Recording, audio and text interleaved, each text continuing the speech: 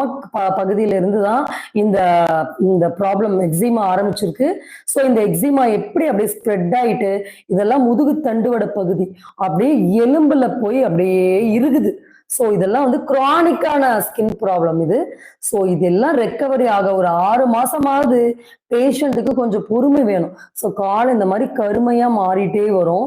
So இந்த மாதிரியான கரப்பான் எக்ஸிமா இருக்கும்போது காலை சுத்தி அப்படி கவ்வுன மாதிரி இருக்கு பாருங்க. தோலெல்லாம் மாறி மொத்தமா இருக்கும். தோல் அப்படி இதோ பாருங்க, தடிமானமா கருப்பு கருப்பான தோள்கள் இருக்கும். ஸோ அது வந்து ஸ்ப்ரெட் ஆகும். அதான் இருக்கிறதுலயே ஒரு மோசமான விஷயம். கால்களுடைய நிறம் மாறி இது இந்த மாதிரி ஸ்ப்ரெட் ஆகுறதுக்கான நிறைய சான்ஸ். ஸோ இப்போ இந்த கால் பகுதி பாருங்க. ஸோ இந்த மாதிரி தான் மேக்ஸிமம் இருக்கும். ஸோ அப்படியே கடிச்ச மாதிரி, பூச்சி கடிச்ச மாதிரி இருக்கும் கால்கள்ல.